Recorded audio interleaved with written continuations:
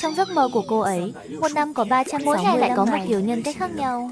Hôm nay là một cô miêu nữ mặc đồ đen tinh nghịch đáng yêu, ngày mai lại biến thành một người chị gái dịu dàng chu đáo. Thế nên khi tôi phát hiện ra mình có thể điều khiển giấc mơ của Hoa Khôi, tôi không chỉ có thể điều khiển cơ thể cô ấy làm bất cứ điều gì mình muốn, mà còn có thể đường đường chính chính đưa cô ấy đến mọi nơi. Tuy nhiên, Hoa Khôi tuy bề ngoài phản kháng, nhưng trong lòng lại vô cùng tận hưởng mọi thứ tôi làm với cô ấy. Vì vậy, mỗi đêm tôi đều cùng cô ấy những điều mới mẻ. Mục đích là để cho cô gái nhút nhát, yếu đuối này từng bước thay đổi tính cách trong giấc mơ. Ngay khi cả hai chúng tôi đều nghĩ rằng tất cả chỉ là một giấc mơ, vào ngày đầu tiên nhập học, cô ấy lại trở thành đàn chị lạnh lùng của tôi. Ấy. Và lúc này, Hoa Khôi nhìn vào những bộ trang phục đa dạng trong tủ quần áo. Y tá, tiếp viên hàng không, giáo viên, bộ nào đây? Liệu có? Bộ miêu nữ này mặc lên người chị chắc chắn sẽ rất đẹp. Được, chỉ cần là thứ em thích. Vậy thì chị sẽ thử. Tôi quá hiểu cô ấy rồi, cô ấy thích kiểu lạt mềm buộc chặt. Em có thích không? Cô gái đỏ bừng mặt, nhưng ánh mắt không hề có ý trốn tránh. Thật mong đợi quá đi.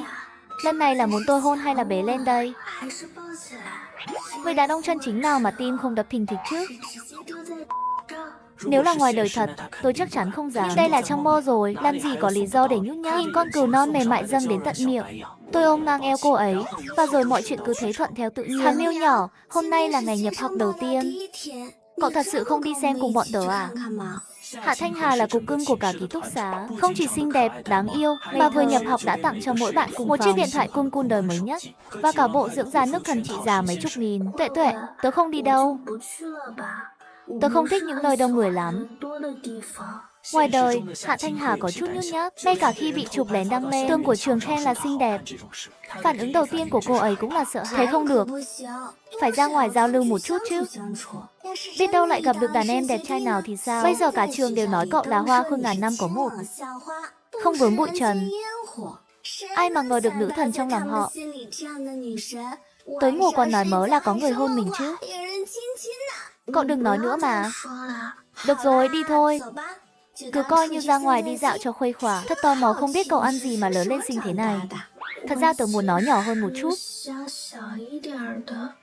Bị chèn ép thế này hơi khó chịu. Này anh em, có muốn ra ngoài lại gặp được mấy chị gái xinh đẹp đón tân sinh viên? Đi thôi. Vừa đến trường, nhiều nơi tôi không quen thuộc lắm.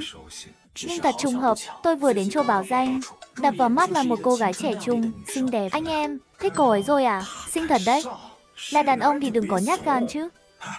Cô ấy nhìn mình kìa. Tiến lên. Tôi thì không hề nhát gan. Cảm giác lớn nhất trong lòng lúc này là tò mò. Cô gái trước mắt này, chẳng phải là cô bạn gái thơm tho, mềm mại trong giấc mơ của mình sao? Hạ Thanh Hà cũng kinh ngạc không kém. Cô ấy không thể ngờ rằng chàng trai trong mơ bây giờ lại xuất hiện sờ sờ ngay trước mắt mình. Phản ứng đầu tiên của cô là chột dạ. Dù sao thì trong mơ, cô đã làm với anh ta biết không thể miêu tả. Có một đêm thậm chí còn đòi tới 6-7 lần. Ngoài đời thực, nụ hôn đầu của cô vẫn còn nguyên vẹn. Cậu ấy không biết đâu. Cậu ấy không biết đâu.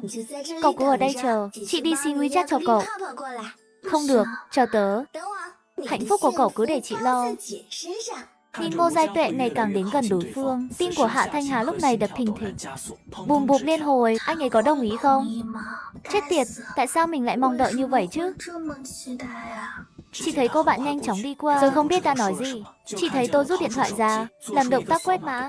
Sau đó hai người tách ra, thật muốn biết họ đã nói gì. Cậu ta không đồng ý. Không đồng ý à? Cậu xem, cậu còn nói không có gì thú vị.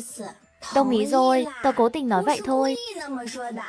Còn giả vờ nữa, còn thấy chàng trai này khá lịch sự. Giọng nói cũng hay. Ngoại hình cũng đẹp trai. Đúng là dễ khiến con gái thích. Cậu ấy năm nay mới lên năm nhất. Hà miêu nhỏ cũng phải dũng cảm lên một chút. Nắm bắt cơ hội nhé. Nhìn bóng lưng tôi rời đi ở phía xa. Em ở ngoài đời, và em trong mơ. Có giống nhau không? Mọi chuyện xảy ra trong mơ, anh ấy dường như không biết. Cho dù có biết, thì cũng chỉ có thể chứng minh một vấn đề. Anh ta đang giả vờ. Vậy thì mình cứ giả vờ cùng anh ta. Xem tối nay nằm mơ, anh ta có biểu hiện gì khác không? Nhưng mà tớ khá tò mò đấy. Bình thường cậu chẳng mấy khi tiếp xúc với con trai. Hôm nay sao thế? Tớ. Chẳng lẽ chàng trai lần trước cậu mơ thấy là cậu ấy sao? Trùng hợp vậy. Làm gì có chuyện đó. Tớ nói với cậu ấy tớ là tình nguyện viên phụ trách hướng dẫn tân sinh viên làm quen với trường. một người phụ trách một tân sinh viên. Tớ giao cậu ấy cho cậu dẫn. Thôi được rồi, đừng nói mình không làm được nữa. Cậu cứ coi như đây là luyện tập cách tiếp xúc với con trai đi. Để sau này, còn biết cách yêu đương, không bị người ta lừa cả tình lẫn tiền. Ngô Giai Tuệ chỉ nhắc nhở vậy thôi, chứ thực ra cô cũng biết rất rõ. Gia đình Hạ Thanh Hà quản cô rất nghiêm. Bình thường ở trường, thỉnh thoảng sẽ có người đến giám sát. Mục đích là để xác định xem xung quanh cô có sự xuất hiện của người khác giới không. Mặc dù mọi người đều ngưỡng mộ gia cảnh tốt của Hạ Thanh Hà, nhưng phần nhiều vẫn là thương cảm. Phải chịu áp lực lớn đến mức nào mới khiến một cô gái ngây thơ, ngoan ngoãn như vậy phải chịu đựng. Rõ ràng có ngoại hình và gia thế mà ai cũng ghen tị.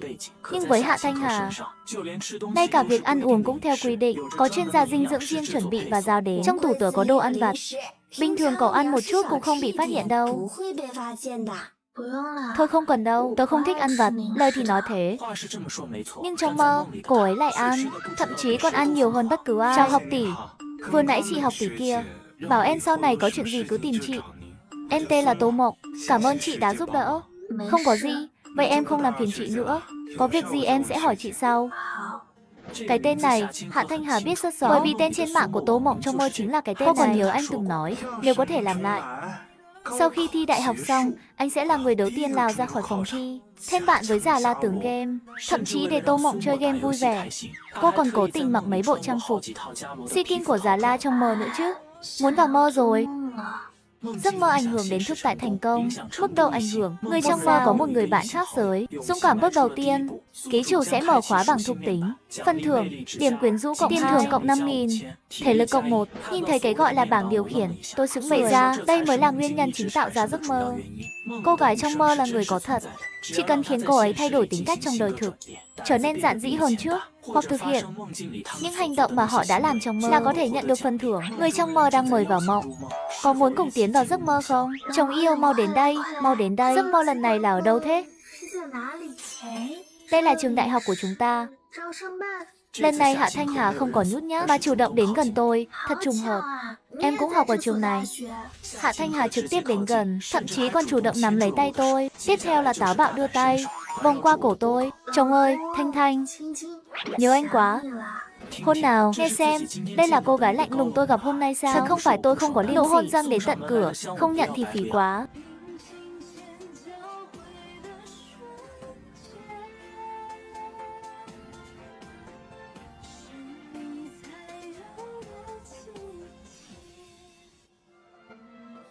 Tô Mộng, mê mơ, anh sẽ luôn ở bên em chứ? Đương nhiên rồi. Chị Thanh Hà, em sẽ mãi mãi thích chị. Thích mùi hương của chị, thích tất cả mọi thứ của chị. Giá như anh là thật thì tốt biết mấy. Hả? À, không có gì. Mộng Mộng, em cũng rất thích anh. Sau một hồi ngọt ngào, chúng tôi dạo bước trong khuôn viên trường vắng lặng. Đây là trạng thái mà Hạ Thanh Hà thích nhất. Xung quanh yên tĩnh, thứ duy nhất có thể nghe thấy là tiếng gió thổi qua lá cây và thỉnh thoảng là tiếng chim hót. Quan trọng nhất là người mình thích có thể đường đường chính chính ở bên cạnh mình, không ai giám sát, tự do tự tại. Thì ra em là đàn em của chị. Chúng ta lại học cùng một trường. Thật kỳ diệu, đây có phải là duyên phận không? Nếu một ngày nào đó, ở nơi đông người, chị không dám đến tìm em cũng không nhận ra chị thì phải làm sao? Khi hỏi câu này, Hạ Thanh Hà không dám ngẩng đầu, ngay cả giọng nói cũng trở nên rất nhỏ. Chị có thể mạnh dạn đến gần em, để em cảm thấy chị muốn giao tiếp với em. Như vậy em sẽ có lý do để chủ động bắt chuyện với chị. Dù sao thì lúc đầu chúng ta mới quen nhau, em cũng đã bị vẻ ngoài của chị lừa rồi. Làm gì có cô gái lạnh lùng giả tạo nào đâu. Chị phải biết rằng, cho dù có bao nhiêu người, trong đám đông, em vẫn có thể nhận ra chị ngay lập tức. Vậy nên chị không cần phải sợ, em sẽ không để ý đến chị. Lúc nào cũng vậy, được. Em còn muốn hôn nữa. Em còn muốn ăn vặt nữa, được. Chị cũng muốn ăn. Em đút cho chị ăn. Tiếp theo là màn đút đồ ăn cho nhau không dành cho trẻ em. Ngoài đời thực anh là người như thế nào vậy? Trong mơ hư hỏng như vậy, chắc chắn không phải người tốt. Khi nói câu này, Hạ Thanh Hà đã kiệt sức. Ngược lại, tôi lại tỏ ra vô tội cho người tốt quá. Em bây giờ như thế này không phải cũng là công của chị sao? Em còn chưa từng yêu ai đâu. Chị yêu một mình chị thôi. Không tin. Trong mắt cô ấy, tôi vừa đẹp trai, vừa biết dỗ dành cô, rất cưng chiều cô. Ngoài đời chắc chắn có rất nhiều cô gái thích tôi cũng không che giấu. Em có một cô bạn Thanh Mai, em và cô ấy lớn lên cùng nhau. Hammer ôm, chị nghe em nói hết đã. Sao chị lại cắn em? Em và cô ấy không có quan hệ gì cả, chỉ là bố mẹ cô ấy quen. Bố mẹ em chỉ dạy thêm cho cô ấy một thời gian thôi. Ngay cả tay em cũng chưa để cô ấy chạm vào. Người đàn ông của chị rất giữ mình đấy. Thế, hồi nhỏ thì sao? Toi rồi. Câu hỏi chết người đến rồi. Hồi nhỏ không hiểu chuyện, chỉ coi như anh em thôi. Sau khi hiểu chuyện rồi thì cũng ít chơi cùng cô ấy. Hoàn toàn không có chút tình cảm cá nhân nào. Lời này tôi không hề nói dối. Ở độ tuổi mà những đứa trẻ khác đều yêu sớm, lựa chọn của tôi là siêu nhân giác sĩ và ăn chấm ân. Những chuyện khác tôi chẳng thèm để ý. Không được, vẫn ghen. Vẫn còn ghen à? Được, tôi trở tay ép cô ấy vào tường. Nhìn Hạ Thanh Hà với ánh mắt đầy mong đợi. Tiếp tục hỏi, còn ghen nữa không? Ghen, khi chữ ghen vừa thốt ra, trong lòng và trong mắt cô gái đều tràn đầy khao khát. Cưỡng hôn. Thích, đây là bí mật thuộc về giấc mơ của chúng ta. Cho đến khi không thở nổi nữa, Hạ Thanh Hà mới vừa thở hổn hển, vừa nắm tay thành quyền đấm nhẹ vào ngực tôi. Vùng vẫy bắt tôi buông ra. Còn ghen nữa không? Hammer không ghen nữa. Người trong mơ đã thoát khỏi giấc mơ do yếu tố bên ngoài. Lúc này, Hạ Thanh Hà trên giường từ từ mở mắt ra. Đập vào mắt là 3 khuôn mặt. Không được. Cậu cũng phải ăn nữa à? Được. Tớ ăn. Vẻ mặt của Hạ Thanh Hà chỉ có 2 chữ tê liệt. Hà Miêu nhỏ, cậu không phải là mơ thấy chàng trai. Chúng ta thấy lúc sáng đấy chứ. Tớ đâu có mơ thấy cậu ấy. Tớ mơ thấy con chó nhỏ nhà tớ đang cho nó ăn. Nó ăn no rồi muốn tớ hôn nó. Tớ mới nói vậy thôi. Mơ thấy chó con à? Thật sự không phải là chàng trai nào mình thích à? Người nói dối sẽ bị phạt 1000 kẻ véo đó nha. Đáng ghét, Tuệ. Lần sau không đi chơi với cậu nữa. Được rồi, cho dù thật sự có chàng trai mình thích, chúng ta nên cảm thấy vui mừng mới phải. Hà Miêu nhỏ cuối cùng cũng không còn sợ tiếp xúc với con trai nữa rồi. Tính tình Hà Miêu nhỏ mềm mỏng, không thể tìm một chàng trai không để ý đến cảm xúc của cậu ấy. Dễ bị ấm ức lắm. Tớ còn chưa nói gì mà các cậu đã bênh vực tớ rồi. Thấy Hạ Thanh Hà vẫn không thừa nhận, Ngô Giai Tuệ lại nghĩ ra cách để gài cô bạn. Tớ nói cho các cậu nghe. Hôm nay tớ đến chỗ báo danh tân sinh viên gặp được một cậu đàn em. Trời ơi, cậu em đó vừa đẹp trai vừa năng động. Đến tớ nhìn mà cũng rung động luôn. Hà Miêu nhỏ mà không thích. Ngày mai tớ sẽ hẹn cậu ấy ra ngoài, cùng nhau đi xem phim. Trong rạp phim nắm tay nhau một chút. Nghĩ thôi đã thấy thích rồi. Tình yêu ngọt ngào đến rồi còn gì. Trời, có cần phải khoa trương vậy không? Thật sự đẹp trai như cậu nói á? Mai dẫn tớ đi xem với. Nếu đúng là gu của tớ thì đừng trách tớ không nể tình chị em. Không được. Khi cô ấy nói ra 2 từ đó thì đã hối hận. Ha, bị lừa rồi nhé. Quá đáng. Còn nói không thích. Nếu thật sự không thích thì bọn tớ tiến tới cũng không sao mà. Phải không các chị em? Đúng vậy. Không lâu sau, điện thoại của Ngô Giai Tuệ tin nhắn là Tôn Bạch. Sau khi về ký túc xá, cậu ta đã đấu tranh tư tưởng rất nhiều, mới lấy hết can đảm bước này. Chỉ là chưa trò chuyện được 2 câu, Ngô Giai Tuệ đã tức giận bỏ đi. Cái quái gì mà bạn là ma nữ chứ? Ha. Ban đầu, không khí trò chuyện rất bình thường, cho đến khi Tôn Bạch nhìn thấy tên của Ngô Giai Tuệ. Giai Tuệ, đó không phải là tên ma nữ sao? Tức đến nỗi Ngô Giai Tuệ chỉ đáp lại bằng một ác căn mặt cười, rồi gửi 3 chữ tớ đang bận, vội vàng kết thúc cuộc trò chuyện. Đùa thì đùa, nghịch thì nghịch. Đường Lệ và Nhan Duyệt lập tức quay sang với tâm trạng hỏi chuyện. Hạ Thanh Hà tưởng rằng có thể thở phào nhẹ nhõm, vừa định xuống giường thì nghe thấy bạn mình nói một câu. Các cậu nghĩ gì thế? Đó là bạn cùng phòng của người thương của Hà Miêu nhỏ. Tớ kết bạn với bạn cùng phòng của cậu ấy để xin số liên lạc, để người khác biết Hà Miêu nhỏ của chúng ta thích cậu ta được. Như vậy chúng ta sẽ rơi vào thế bị động. Đường Lệ và Nhan Duyệt gật đầu không thể phủ nhận. Nếu tớ không phải là con gái, tớ cũng muốn tìm một người bạn gái như cậu đấy. Lại đây để chị sờ một chút nào. Nghe những lời này của Ngô Giai Tuệ, Hạ Thanh Hà vội vàng ôm chặt lấy mình, không cho bàn tay to lớn của đối phương chạm vào ngực mình, bắt đầu không ngừng củ lét. Chẳng mấy chốc, Đường Lệ và Nhan Duyệt cùng lúc đó ra vào trong ký túc xá nam. Tôn Bạch vẫn còn tự hào về sự hài hước, dí dỏm của mình. Dù sao thì Ngô Giai Tuệ cũng trả lời tin nhắn của cậu ta, ngay cả khi đi bận cũng báo một tiếng. Chắc chắn là đã bị sự hài cách tìm chủ đề nói chuyện của cậu ta mê. May mà lúc đó từng chơi với bạn bè trò chơi kinh dị Hồng Kông, nhân vật nữ chính Giai Tuệ chính là 2 chữ này. Tôi đang định nhắn tin cho Hạ Thanh Hà, thăm dò mức độ dạn dĩ hiện tại của cô ấy. Nhưng tin nhắn còn chưa gửi đi, tin nhắn của Từ Xảo Xảo lại hiện lên. Anh Tô Mộng, anh đừng giận. Em thật sự không có quan hệ gì với anh ta. Anh đừng không để ý đến em nữa. Anh không giận. Đồng thời, anh nghĩ anh nên nói rõ với em một câu. Sau này em có quan hệ với ai, cũng không liên quan đến anh. Em chơi bời thế nào cũng được. Tự mình biết chừng mực. Đừng để có thai rồi bố mẹ em lại tìm anh gây nói anh không chăm sóc tốt cho em. Anh không có nghĩa vụ đó. Anh không phải bố em. Đúng là nhỏ mọn. Sau đó, cô ta mở giao diện trò chuyện với đàn anh. Anh học trưa nay có muốn đi ăn cùng nhau không? Cảm ơn anh nhiều lắm. Căn cọ được chứ? Lát nữa anh qua dưới lầu ký túc xá đón em. Vừa hay anh biết gần đây có mấy quán vừa rẻ lại vừa ngon. Xem thế nào là chu đáo này. Đợi khi cưa đổ được anh học trưởng này, rồi mới chia tay Tô Mộng. Bây giờ vẫn chưa biết anh học trưởng có ý gì với mình, nên vẫn phải tiếp tục thả thính. Theo cô ta thấy, Tô Mộng chưa từng tiếp xúc nhiều với con gái, mình lại lớn lên cùng cậu ấy từ nhỏ. Chuyện nắm bắt cậu ta trong lòng bàn tay là vậy nên không vội. Cùng lúc đó, phía anh học trưởng chẳng hề chuẩn bị gì, thậm chí còn đang ở trong phòng ký túc xá xem cô này mất bao lâu đã ra tay rồi. Nhanh thôi, tối nay muốn chậm một chút, chắc khoảng hơn một tuần. Dù sao nhà cũng có chút tiền, chán rồi thì lập tức xóa bạn bè, bồi thường một chút rồi đổi người khác. Đừng nói là mấy cô gái mới nhập học, ngay cả bạn gái của người khác anh ta cũng đã cướp đi mấy người. Không phải vì tình yêu, hoàn toàn là vì muốn trải nghiệm cảm giác chinh phục người khác. Sau khi có được rồi thì lập tức mất đi hứng thú. Người duy nhất khiến anh ta có hứng thú mãnh liệt hiện tại trong trường chỉ có một người, đó chính là cô Hoa Khôi lạnh lùng, không vướng bụi xuất hiện trên tường tỏ tình cách đây không lâu. Tuy nhiên, khi xuống đến dưới lầu ký túc, anh ta đã nhìn thấy một cảnh tượng không thể tin nổi. Hạ Thanh Hà ở phía xa xuất hiện trong tầm mắt anh ta. Đi cùng còn có 3 người bạn cùng phòng của cô. Đây chính là cơ hội. Các em, cho hỏi các em có phải là tân sinh viên của trường không? Anh là học trưởng của các em. Nếu có gì không biết có thể hỏi anh. Hồi quá, cứ tưởng mình đã nói đủ nhỏ. Nhưng câu này vẫn bị Lâm Tiểu Vũ nghe thấy. Lâm Tiểu Vũ nhìn người trước mặt, sắc mặt đột nhiên xa sầm. Hạ Thanh Hà cũng nhận ra mình đã gây họa. Bản tính lễ phép trong người khiến cô lập tức xin lỗi. Em không cố ý nói anh hôi đâu. Ý em không phải vậy. Chỉ là em không thích mùi này.